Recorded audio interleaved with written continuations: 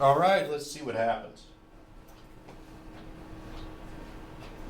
We might breeze through a couple of these sections today. Can we turn the lights down? Of course.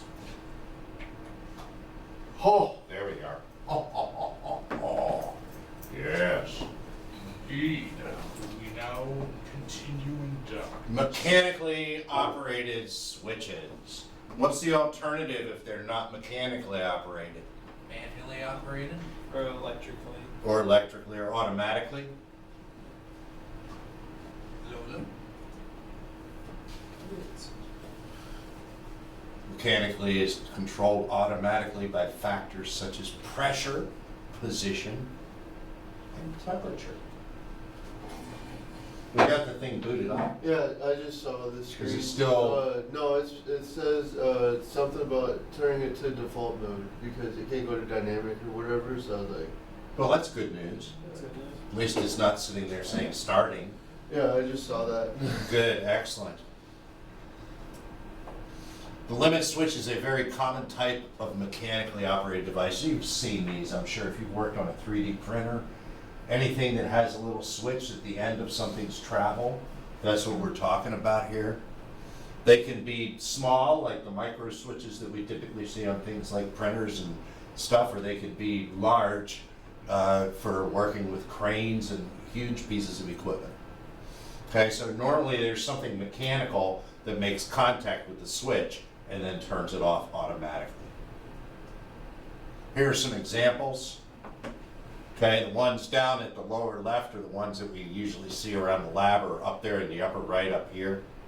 These guys, the micro switches, but all of these are similar, higher, heavier duty, higher pressures, more voltage, whatever it is that it's controlling. Okay, so they take the place of human operators so that you don't have to have some guy saying there, back it up another 3 feet, another 3 feet, put a limit switch. Right? End of travel. We can also use them like on 3D printers to establish a home position. Okay, the body and the actuator, none of this is rocket science. Oh, hey. Hey, does that look familiar? Yeah, it's the Garage Door PLC project. It's the Garage Door PLC project, and that's where you saw them. Okay, here's an example up here of a normally open and normally closed on the same controller, same actuator. That way you can turn one thing off, turn something else on with one switch. Now the question is, will there ever be a time when they're both off or both on? No. You sure? Maybe when the limits hit. There might be a time when both of them are off. Now, if the normally open hits before the normally closed disconnects, then they could both be on.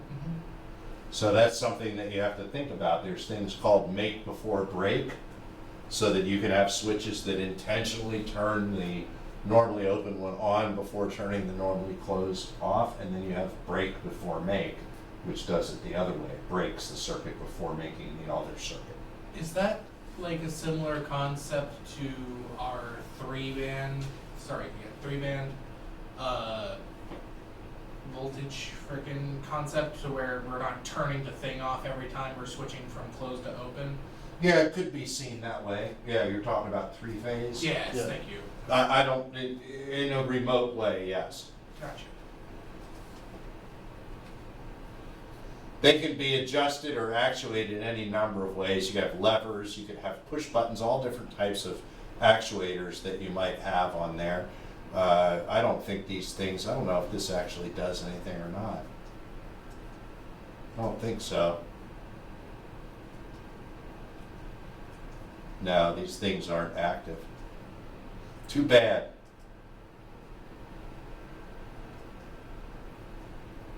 More just switch circuits. Let me go back to that previous one. How do you get back? Right there. Okay, so you've seen most of this. This looks very similar to the door oven, doesn't it? Mhm. Nothing new here. These are the ones we typically see, but again, they can be any different sizes. That meant to crap. Cam limit switch looks at rotation. And we move into temperature control. And again, a lot of this we can just step our way through. You have the PowerPoints. If I don't have something to add to it, I'm just going to keep going. So thermostats, temperature controls. We've all seen this stuff before working, but the details of how they work can be a little bit different.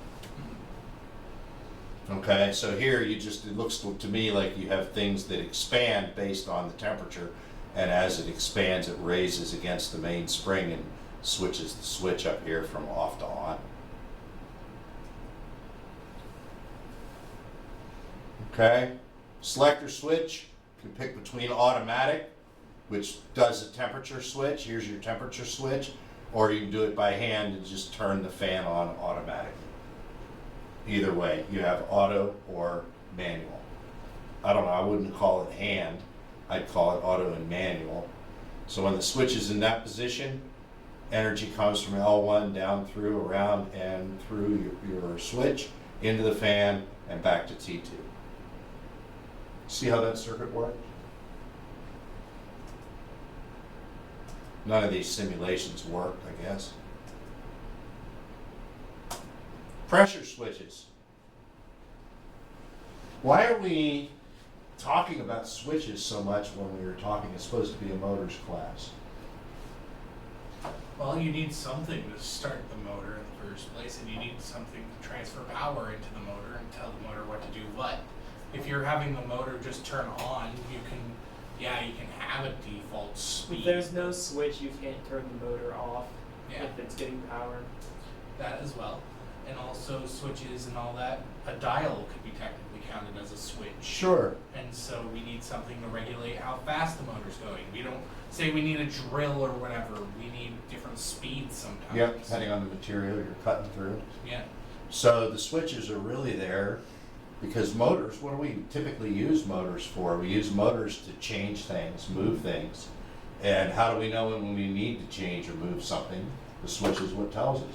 Do we need to turn the fan on? Well, gee, that depends on the temperature. So I can either stand there with the thermometer and decide to turn the fan on with my hand, or I can install a sensor and go about my day. Because none of this is anything new, right? Okay, 3 categories: positive, vacuum, or differential pressure. So if the pressure goes down, if the pressure goes up, or if the pressure makes a change of so much.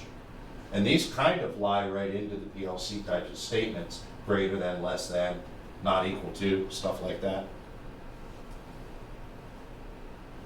Okay, we've seen this, pressure switch. There's your pressure switch in the ladder diagram. Brakes, normally closed, breaks the circuit when the pressure gets to the proper level. Float and flow, same deal. We really don't have to spend a whole lot of time on this, because what's the difference between this switch and a pressure switch? Not much. Not much. Just how they're actuated. Nothing different in the way this is all drawn out. So not much here. We'll just step through. Flow switch. Can we tell if things are flowing or not? You can see there's a little something that sticks down into it, and when it's flowing, it pushes that out of the way and makes it make contact with our control circuit here. And so much for that.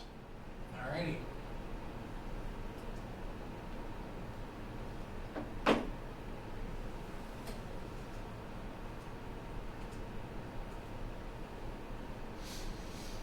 So, switches and sensors, what's the difference? A switch. Do you want to go, Ari, or should I? You go first. Alright. A switch is activated most of the time. A switch can be a sensor, but a sensor can't be a switch. A switch is just something that turns on given certain parameters. Say, or activates something based off certain parameters. Say manual switches Mhm. or the temperature switches. It's just something that turns something on based off parameters. And a sensor is specifically, it looks for something outside of the machine and creates a number and then powers something on. If So a sensor isn't necessarily used to change anything. yeah, It's simply used to measure. Switch is used to change something, gotcha. right? But functionally, they can be, sometimes if you have a sensor connected to a switch, then you can't really tell the difference. Gotcha. Yeah. Okay, proximity sensors just tell you if there's something there or not. Right? Is there something there? And what we're measuring depends or determines what kind of sensor we're using. Okay, when it's a magnetic target, we use an inductive type sensor. I'm going to give you guys all one today. I have one for everyone. Okay, inductive, we're a magnet. Those are kind of like the things that you see up on some of these doors when they have a little magnet. You ever seen those? Yeah. You can tell whether the door's opened or not. Usually it's a little block thing. It's just a little square block that one mounts on the door and one mounts on the frame, and when they line up together, it throws a switch. Okay? So basically we've got a coil that changes its frequency dependent on the metal object, right? It's because a coil is just a chunk of metal with stuff wrapped around it, and when we bring it next to metal, it makes it think it's bigger than it is. Okay, so when the strength of the signal changes, then the detector determines that there's something there and dumps something out the output to let the PLC or whoever know that something is there. Okay? Ferrous metals, non-ferrous metals, shorter distance, within an inch of the device. The ones that I'm going to give you guys to play with are 5/8 of an inch separation. Okay, we have a 3-wire. Just changes the way things are connected. 2-wire just gives you a connectivity or a continuous circuit. Oh, one important thing about that. In the off state, enough current must flow through the circuit to keep the sensor active. Okay, so even when it's off, it's going to use some small amount of current. And that's good, because you can use that small amount of current to determine whether it's actually working. If it wasn't using any current at all, you wouldn't be able to tell if it was not working because it's broken or not working because it's just off. When it draws a little bit of current, even when it's off, you can see that current being drawn and you know that it's off, but active. You understand that? Does that make sense? That a little bit of current kind of lets you know it's alive. Yeah. It's just sleeping.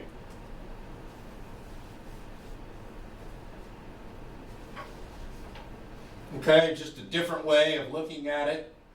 Capacitive, inductive, these are used for conductive and non-conductive, so you can use them to find cartons of milk or any other type of thing. Capacitive sensors, if you notice, we know that capacitors work in oscillators and can be used to generate and filter frequencies. And you can see that when there's a target, there's a waveform present. When there's no target, there's no waveform. So we can sense that waveform. Hey, look at that. Prox and level sensors. Photoelectric. I need to make one of these for my Christmas lights outside. How about we do that with an Arduino? To make a photoelectric, take a photoelectric sensor. You had them in your Arduino kit, right? Yeah. The little squiggly line thing. Yeah. So you've already played with these, I believe. I think I made the cool little light detector. Although these, as a transmitter, because we're looking for an object, these have a transmitter and a receiver. So if it bounces off the object, it receives it on the receiver. If it's not there, it doesn't bounce it off. So you can see over here, it bounces the light. Transmitter, receiver. Okay, through beam, this is the Radio Shack version. They have these at every store you go to. When you walk in, it goes boo-bah. That's Yeah. the through beam scan. You walk through the beam. Most Best of way us- to count things. Mostly just text the door before you. Yeah. Retro reflector simply means that you're, instead of breaking a line, you're breaking a reflected line. Yeah.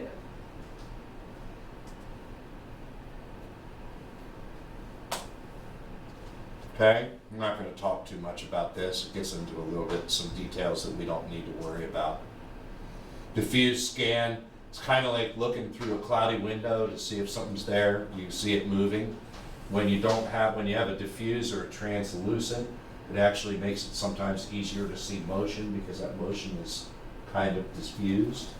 So that would be good for like a security system. Probably, or looking, yeah, something like that, or looking to see if a light is on inside of a box. That's fair.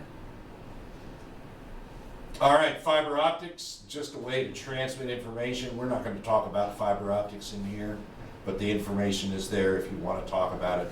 Hall effect sensors, anytime someone says Hall effect sensor, they're talking about magnet. Gotcha. It looks for a moving magnet. Okay, so if you put a Hall effect sensor on something, you can tell when it went by because it will generate a magnetic pulse as it goes by.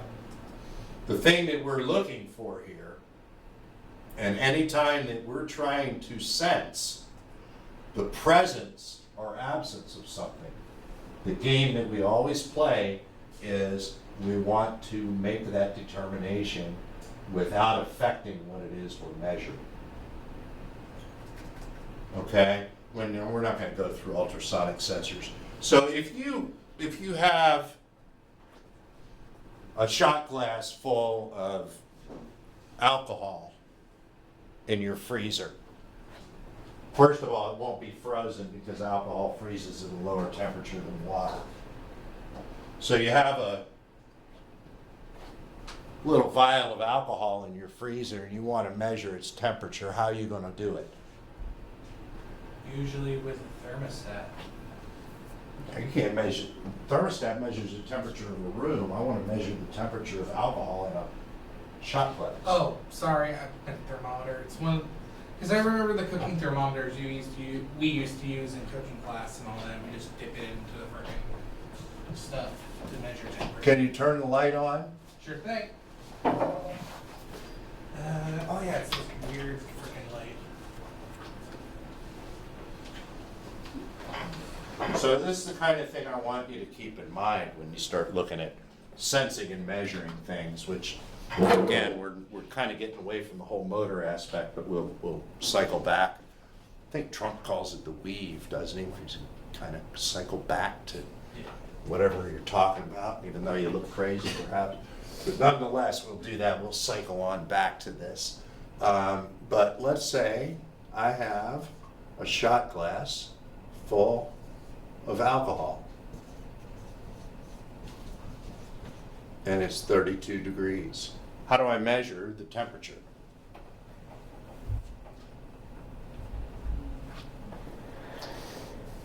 How are you going to do it?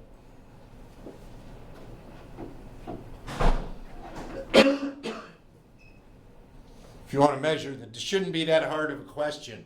If I want to measure the temperature of something, what do I use? Thermometer. A thermometer. Yeah. So I should take the thermometer and stick it in here, right? Yeah. And the thermometer will go up to 32 degrees, right? Should. Should. Will it? Maybe it might be Depends. like off by like just a little bit. Because a little bit of energy is always lost to heat. So, Okay, let's say 15 seconds earlier.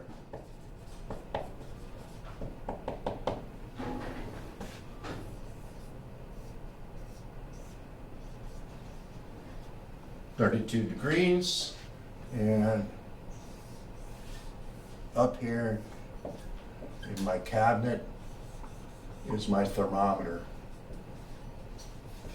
Excuse me, Lyndon. And on the side of the wall, it says 68 degrees. So my room is at 68 degrees. Yes? Excuse me, Lyndon. Do you know where Curtis went?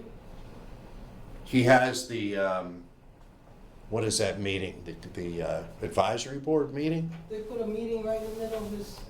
Welcome to Bates. Those are the baits. They don't schedule anything. They- Dumbest things in the world. Yeah, I do them on, I do mine on Zoom and I have my students come. I don't know what he's doing.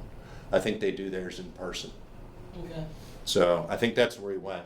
Thank you. All right, so I've got this 32-degree shot glass, and I'm going to measure it with a thermometer that's been sitting in my medicine cabinet in a room that is 68 degrees, right? So I'm going to take a 68-degree thermometer and stick it into a 32-degree low volume, very small volume of alcohol. What's going to happen?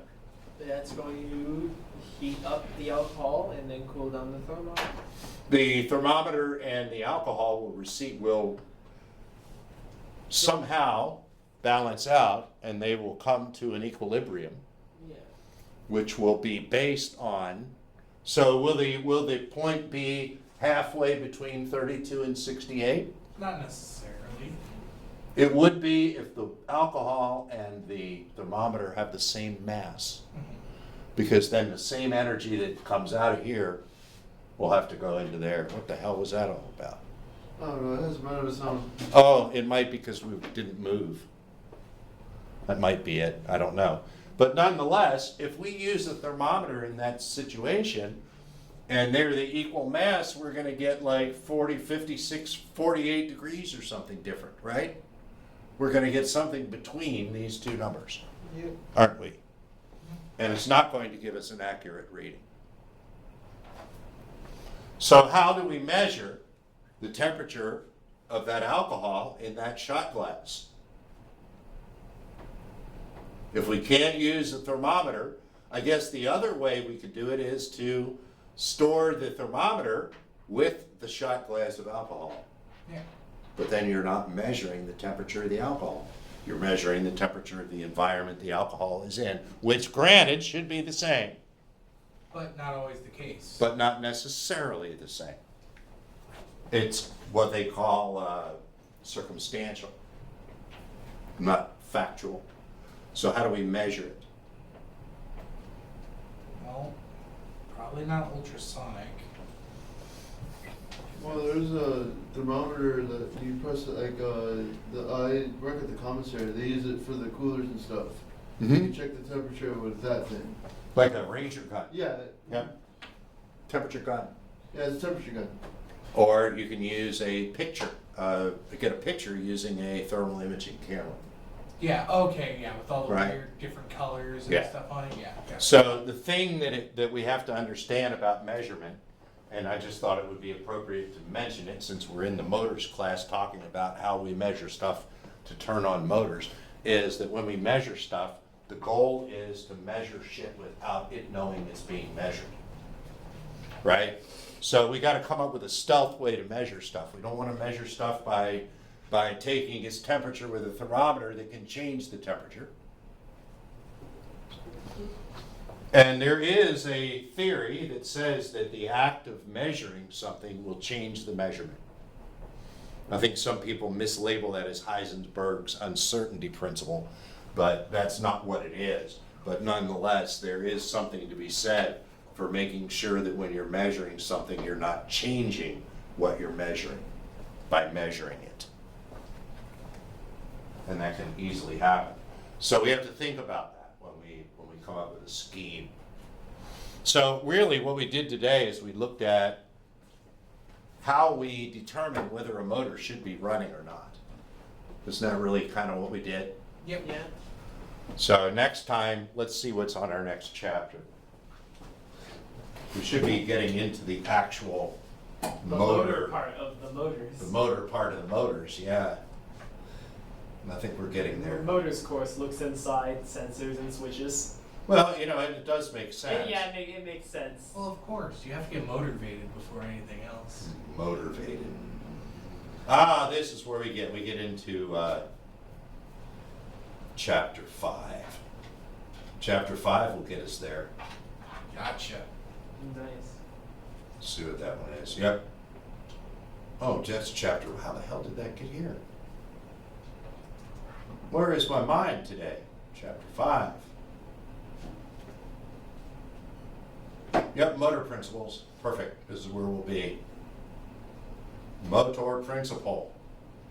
Awesome. Got it. All right, good deal. I'm going to turn this off. Thank you for